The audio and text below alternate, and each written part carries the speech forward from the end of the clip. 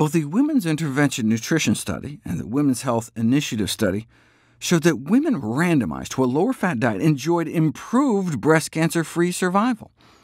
But wait a second, what about the Women's Healthy Eating and Living Study, where women with breast cancer were also randomized to drop their fat intake down to 15 to 20% of calories, yet after 7 years, there was no difference in breast cancer relapse or death? Anytime you get an unexpected result, you always have to question whether people actually followed through with the instructions. Like if you randomize people to a stop smoking group and they ended up with the same lung cancer rates as the group not instructed to stop smoking, one likely explanation is that the group told to stop smoking didn't actually stop.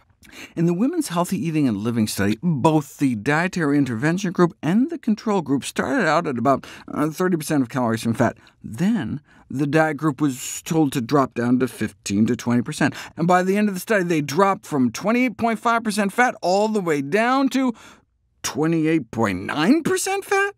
They didn't change at all. No wonder they didn't experience any breast cancer benefit. But even if you include that flawed study and put all the trials together on the effect of lower-fat diets on breast cancer survival, you see a reduced risk of breast cancer relapse and a reduced risk of death. Conclusion: going on a low-fat diet after a breast cancer diagnosis can improve breast cancer survival by reducing risk of cancer recurrence. And now, perhaps, we know why, by targeting metastasis-initiating cancer cells through the fat receptor CD36, which I covered in my last 2 videos. We know that the cancer-spreading receptor is upregulated by saturated fat. Is there anything in our diet that can downregulate it? Broccoli. Broccoli appeared to decrease CD36 expression by as much as 35%, but that was in mice.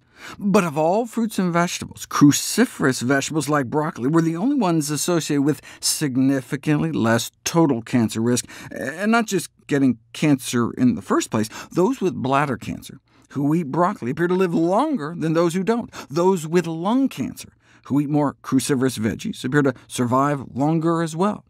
For example, 1 year out, about 75% of lung cancer patients eating more than 1 serving of cruciferous vegetables a day were still alive, whereas by then, most who had been getting less than a half serving a day were already dead, killed off by their cancer. Ovarian cancer. Cruciferous vegetable intake significantly favored survival, whereas a survival disadvantage was shown for meats. Milk also appeared to double the risk of dying. Here are the survival graphs. 8 years out, for example, about 40% of ovarian cancer patients who averaged meat or milk every day were dead, compared to only about 20% who just had meat or milk a few times a week at most. Now, it could just be that the fat and cholesterol on the meat increase circulating estrogen levels, or because of meat's growth hormones, or all the carcinogens, and galactose, the sugar naturally found in milk, may also be directly toxic to the ovary, and dairy's got all the hormones too. However, the lowering of risk with broccoli and the increasing of risk with meat and dairy are also consistent with the CD36 mechanism of cancer spread we've been talking about. So how about putting it to the test? Patients with advanced pancreatic cancer given pulverized broccoli sprouts or placebo. Compared to those in the placebo group, the average death rate was lower in the broccoli group. After a month, 18% of the placebo group was dead, but none in the broccoli group. By 3 months, another quarter of the placebo group had died, but still not a single death in the broccoli group. And by 6 months, 43% of the remaining patients in the placebo group were dead, along with the first 25% of the broccoli group.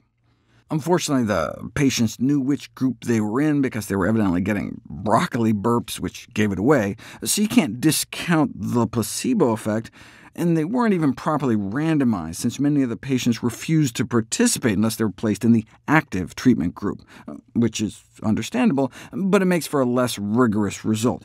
But hey, a little broccoli can't hurt.